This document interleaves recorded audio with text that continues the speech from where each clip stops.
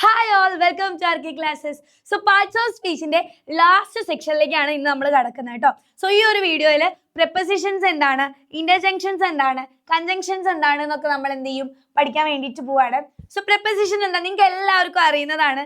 നമ്മുടെ ഒരു സെന്റൻസ് എഴുതുമ്പോൾ അതിനെ കണക്ട് ചെയ്യാൻ വേണ്ടിയിട്ട് കുറച്ച് വേർഡ്സുകൾ വേണം. ഇപ്പോൾ നൗണും പ്രോണൗണും തമ്മിൽ കണക്ട് ചെയ്യാൻ വേണ്ടിയിട്ട്, അല്ലെങ്കിൽ ഇതിനെ തമ്മിൽ വേറെ വേർഡ്സുമായിട്ട് കണക്ട് ചെയ്യാൻ വേണ്ടിയിട്ട് ചില കുട്ടി കുട്ടി വേർഡ്സുകൾ നമ്മൾ യൂസ് ചെയ്യാറുണ്ട് അല്ലേ. ഓൺ, ഇൻ എന്നൊക്കെ പറഞ്ഞിട്ട്. സോ ഇതിനെയാണ് നമ്മൾ prepositions എന്ന് പറയുന്നത്. സോ prepositions എന്ന് പറഞ്ഞാൽ എന്താണ്? A word that shows the relationship of a noun or pronoun to another word. നൗണും പ്രോണൗണും ഒക്കെ തമ്മിൽ ബാക്കിയുള്ള വേർഡ്സുമായിട്ടുള്ള റിലേഷൻഷിപ്സ് കാണിക്കാനാണ്. So it can indicate direction, location, time or reason. So direction കാണിക്കാൻ വേണ്ടിയിട്ട് നമ്മൾ എന്ത് യൂസ് ചെയ്യാറുണ്ട്? prepositions യൂസ് ചെയ്യാറുണ്ട്. ഡയറക്ഷൻ എന്ന് പറഞ്ഞപ്പോൾ നമ്മൾ മുന്നോട്ട് പോവാണ് എന്ന് പറയാൻ നമ്മൾ എന്ത് യൂസ് ചെയ്യും? ടുവേർഡ്സ്, എഹെഡ് ഒക്കെ യൂസ് ചെയ്യും അല്ലെ. ബാക്ക്വേർഡ് ആണ് പോകുന്നതെങ്കിലോ ബാക്ക്വേർഡ്സ് എന്ന് യൂസ് ചെയ്യും. സോ ഇതൊക്കെ എന്താണ്? prepositions എക്സാമ്പിൾ ആണ്. ലൊക്കേഷൻ കാണിക്കാൻ വേണ്ടിയിട്ട് നമ്മൾ പ്ലേസിന്റെ മുന്നേ അറ്റ് യൂസ് ചെയ്യും. ഇനി അകത്ത് എന്ന് പറയാൻ വേണ്ടിയിട്ട് ഇൻസൈഡ് യൂസ് ചെയ്യും. ഇൻ, ഓൺ എന്നുള്ള prepositions ഒക്കെ നമ്മൾ യൂസ് ചെയ്യാറുണ്ട്. ടൈം കാണിക്കാൻ വേണ്ടി നമ്മൾ യൂസ് ചെയ്യാറുണ്ട്. ആൻഡ് റീസൺ കാണിക്കാൻ വേണ്ടിയിട്ട്. സോ ഇതൊക്കെയാണ് നമ്മുടെ prepositionsന്റെ പേർപ്പസുകൾ വരുന്നത്. നോക്കിക്കേ, she walk to the park. പാർക്കിലേക്ക് പോയി അല്ലേ. അപ്പൊ പാർക്കിലേക്ക് പോയി ആ ലൊക്കേഷൻ കാണിക്കാൻ വേണ്ടിയിട്ടാണ് നമ്മൾ യൂസ് ചെയ്തത്. ആ ഒരു ഡയറക്ഷൻ, പാർക്കിലേക്ക് പോയി. So the book is on the table. ടേബിളിന്റെ മുകളിലാണ് ബുക്ക്. അപ്പൊ എന്താണ്? അതിന്റെ ലൊക്കേഷൻ കാണിക്കാൻ വേണ്ടിയിട്ടാണ്. ബുക്ക് ടേബിളിന്റെ അകത്തല്ല, മുകളിലാണ്. സോ ആ ഒരു ലൊക്കേഷൻ കാണിക്കാൻ വേണ്ടിയിട്ടാണ് നമ്മൾ ഓൺ യൂസ് ചെയ്തിട്ടുള്ളത്. She is tired from walking all day. മൊത്തത്തിൽ നടന്ന് അവൾ എന്തായി പോയി? ടയേർഡ് ആയി പോയി എന്ന് പറയുന്നു. From working all the day, അതിന്റെ റീസൺ കാണിക്കാൻ വേണ്ടിയിട്ട് അല്ലെ. വർക്ക് ചെയ്തത് കൊണ്ടാണ് ടയേർഡ് ആയത്. സോ അവിടെ എന്താണ്? റീസൺ ആണ് കാണിക്കുന്നത്. She will arrive at 5 o'clock. അവൾ എന്ത് ചെയ്യും? 5 o'clock അറൈവ് ചെയ്യും എന്നാണ് പറഞ്ഞിട്ടുള്ളത്. അപ്പൊ ടൈം കാണിക്കാൻ വേണ്ടിയിട്ട് നമ്മൾ എന്ത് ചെയ്തു? prepositions യൂസ് ചെയ്തു. കുറച്ച് prepositionsന്റെ എക്സാമ്പിൾ കൊടുത്തിട്ടുണ്ട്. prepositions നമുക്ക് ഇനിയും എന്ത് ചെയ്യാം? വലിയ ടോപ്പിക് ആയിട്ട് ഡീറ്റെയിൽ ആയിട്ട് തന്നെ ഇമ്പോർട്ടൻ്റ് ആയിട്ടുള്ള നിങ്ങൾക്ക് പഠിക്കേണ്ട prepositions ഒക്കെ നമുക്ക് ഡിസ്കസ് ചെയ്യാം. നിങ്ങൾക്ക് എഡിറ്റിംഗ് പോലെയുള്ള ക്വസ്റ്റ്യൻസിൽ prepositions ഒക്കെ ചോദിക്കാറുണ്ട്. ഇപ്പൊ നമ്മൾ പാർട്സ് ഓഫ് സ്പീച്ചിന്റെ ഭാഗമായിട്ട് ജസ്റ്റ് എന്താണ് prepositions എന്നുള്ള കാര്യമാണ് നമ്മൾ എന്ത് ചെയ്യുന്നത്? പറയുന്നത് കേട്ടോ. സോ ഇൻ എന്ന് പറഞ്ഞാൽ എന്താ? പൊസിഷൻ കാണിക്കാനാണെങ്കിൽ അകത്ത്. ഓൺ എന്ന് പറഞ്ഞാൽ എന്താ? അപ്പുറത്ത്, മുകളിൽ, എന്തിനെങ്കിലും മുകളിലായിട്ട്. അണ്ടർ എന്ന് പറഞ്ഞാലോ താഴെ, എന്തിനെങ്കിലും അടിയിൽ എന്നുള്ള മീനിങ് ആണ് കേട്ടോ. നെക്സ്റ്റ് ടു എന്ന് പറഞ്ഞാൽ എന്താ? അടുത്ത്, എന്തെങ്കിലും ഒരു സാധനത്തിന്റെ പെൻ ഈസ് അല്ലെങ്കിൽ pencil is next to my phone. ഫോണിന്റെ അടുത്താണ് പെൻസിൽ എന്ന് കാണിക്കാൻ വേണ്ടിയിട്ട്. ബിഹൈൻഡ് എന്ന് പറഞ്ഞാൽ എന്താ? പിറകിൽ. The pen is behind the phone. Okay, so behind എന്ന് പറഞ്ഞാൽ പിറകിൽ നിന്നാണ്. ഇൻ ഫ്രണ്ട് ഓഫ് എന്ന് പറഞ്ഞാൽ എന്താ? Pen is in front of my phone. ഫോണിന്റെ മുൻപിൽ. സോ ബിറ്റ്വീൻ എന്ന് പറഞ്ഞാൽ രണ്ടെണ്ണത്തിന്റെ ഇടയിൽ എന്ന് കാണിക്കാനാണ് നമ്മൾ ബിറ്റ്വീൻ എന്നുള്ള prepositions യൂസ് ചെയ്യുക. ഓക്കെ, prepositions ഒരു വലിയ ടോപ്പിക് ആയിട്ട് ഇമ്പോർട്ടൻ്റ് ആയിട്ടുള്ള prepositions നമ്മൾ ഒറ്റ ടോപ്പിക് ആയിട്ട് ഇനിയും ഡിസ്കസ് ചെയ്യും. ഇനി നമുക്ക് എന്ത് ചെയ്യാം? കൺജങ്ഷൻസ് നോക്കാം. എന്താണ് കൺജങ്ഷൻസ് പറഞ്ഞാല്? കൺജങ്ഷൻ എന്ന് പറഞ്ഞാൽ ജംഗ്ഷൻ ആണ് അല്ലെ. ആ വേർഡിൽ എന്തുണ്ട്? ജംഗ്ഷനെ ജോയിൻ ചെയ്യിക്കുക, അല്ലെങ്കിൽ രണ്ട് കാര്യങ്ങളെ ജോയിൻ ചെയ്യിക്കുന്നതിനെയാണ് നമ്മൾ കൺജങ്ഷൻ എന്ന് പറയുന്നത്.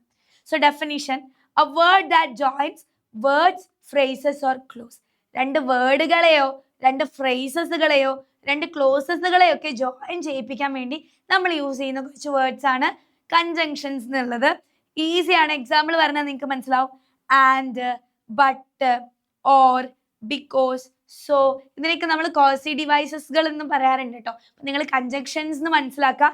ജംഗ്ഷൻ ആണ്. ജംഗ്ഷൻ ആലോചിച്ച് വെക്കുക. ഒരു ജംഗ്ഷന്റെ പ്രത്യേകത എന്താണ്? പല 4 റോഡുകളെയും കൂട്ടി യോജിപ്പിക്കുന്ന ഒരു കാര്യമാണ് അല്ലെ. സോ ഇങ്ങനെ ഡിഫറെന്റ് ടൈപ്സ് ഓഫ് വേർഡ്സിനെയും അല്ലെങ്കിൽ ഫ്രേസസിനെയും ഒരു ക്ലോസസിനെയും ഒക്കെ ജോയിൻ ചെയ്യാൻ വേണ്ടിയിട്ട് നമ്മൾ യൂസ് ചെയ്യുന്നതാണ് കൺജങ്ഷൻസ് എന്നുള്ളത്.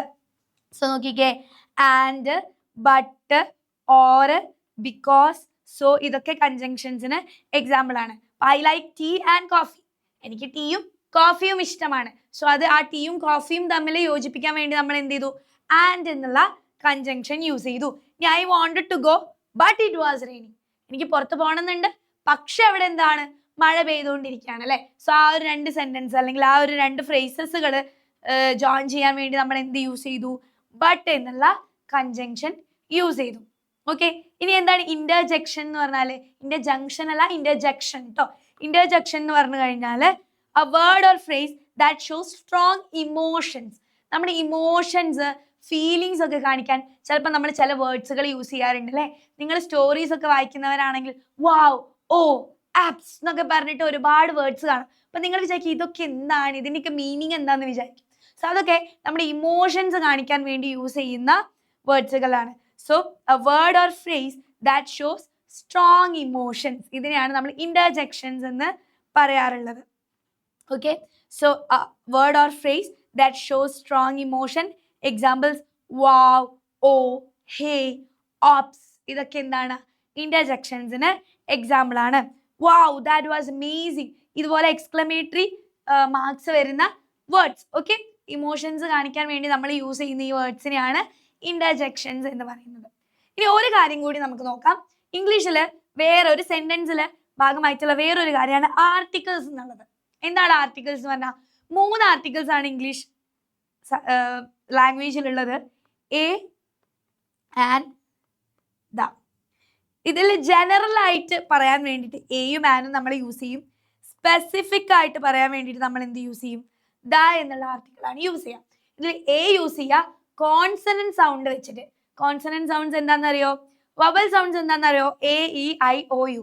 ഇതാണല്ലേ വവൽ സൗണ്ട്സ്. ഇതല്ലാത്ത ഇംഗ്ലീഷിലെ ബാക്കി സൗണ്ട്സിനെയാണ് കോൺസണന്റ് സൗണ്ട്സ് എന്ന് പറയുന്നത്. കോൺസണന്റ് സൗണ്ട്സ് വെച്ച് സ്റ്റാർട്ട് ചെയ്യുന്ന വേർഡ്സിന്റെ മുന്നിൽ നമ്മൾ എ എന്നാണ് യൂസ് ചെയ്യുക. വവൽ സൗണ്ട്സ് വെച്ച് സ്റ്റാർട്ട് ചെയ്യുകയാണെങ്കിൽ വവൽ സൗണ്ട്സ് ഏതൊക്കെയാ? A, E, I, O, U. ഇത് വെച്ച് സ്റ്റാർട്ട് ചെയ്യുകയാണെങ്കിൽ നമ്മൾ അതിന്റെ മുന്നിൽ ഏത് ആർട്ടിക്കിളാണ് യൂസ് ചെയ്യുക? ആൻ എന്നുള്ള ആർട്ടിക്കിളാണ് യൂസ് ചെയ്യുക. നോക്കിക്കേ, ഐ സോ എ കാറ്റ് ഇൻ ദ ഗാർഡൻ. എ കാറ്റിനെ പറഞ്ഞിട്ടുള്ളൂ, ഏത് ക്യാറ്റാന്ന് പറഞ്ഞിട്ടില്ല. അപ്പൊ നമുക്ക് എ എന്ന് യൂസ് ചെയ്യാം. ആൻഡ് എന്താണ്? കാറ്റിൻ സീലല്ലേ സ്റ്റാർട്ട് ചെയ്യുന്നത്, കോൺസണന്റിൽ സ്റ്റാർട്ട് ചെയ്തുകൊണ്ട് നമ്മൾ എ എന്ന് യൂസ് ചെയ്തു. She eight an apple. അവിടെ എന്തുകൊണ്ടാണ് ആൻ വന്നത്?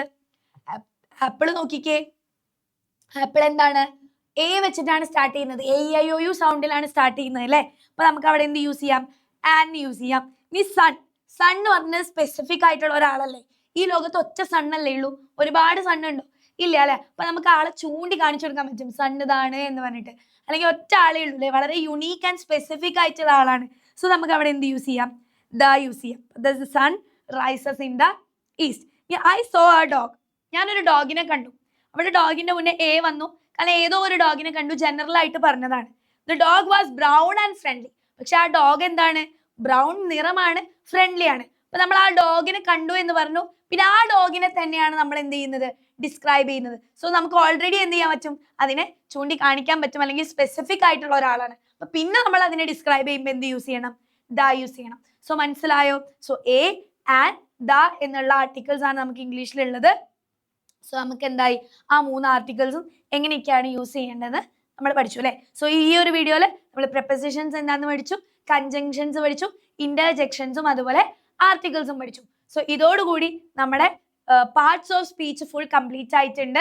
So noun, pronoun, verb, adjectives, adverbs, conjunctions, interjections, pronounsഉം ആർട്ടിക്കിൾസും. ഇത്രയുമാണ് നമ്മുടെ ബേസിക് ആയിട്ട് ഒരു സെന്റൻസിലുള്ള പാർട്സുകൾ, ഓരോ വേർഡ്സിന്റെ പാർട്സുകൾ. സോ ഇതൊക്കെ നിങ്ങൾ എന്ത് ചെയ്യുക? ഒന്ന് ഓടിച്ചൊന്ന് വായിച്ചു നോക്കുക കാര്യങ്ങളൊക്കെ. സോ ഇത്രയും കാര്യങ്ങൾ പറഞ്ഞാൽ ബേസിക് ആയിട്ട് ഒരു സെന്റൻസ് ഫോം ചെയ്യാൻ വേണ്ടിയിട്ട് നിങ്ങൾക്ക് എന്താവും? ഈസി ആയിട്ട് പറ്റും. അല്ലെങ്കിൽ ഒരു സെന്റൻസ് തന്നാൽ അതിൽ നൗൺ ഏതാണ്, ആർട്ടിക്കിൾ ഏതാണ്, പ്രൊനൗൺ ഏതാണ്, വേർബ് ഏതാണ്, ഓക്സിലറി വേർബ് ഏതാണ് എന്നൊക്കെ കണ്ടുപിടിക്കാൻ വേണ്ടിയിട്ട് നിങ്ങൾക്ക് ഇപ്പം എന്തായിട്ടുണ്ടാവും? മനസ്സിലായിട്ടുണ്ടാവും. സോ ഈ ഒരു വീഡിയോ ഇഷ്ടപ്പെട്ടിട്ടുണ്ടെങ്കിൽ മാക്സിമം നിങ്ങൾ എല്ലാവരും ലൈക്ക് ചെയ്യുക. And love you all. ഇനി നെക്സ്റ്റ് വീഡിയോ ആയിട്ട് കാണാം. അതുവരെ ബൈ.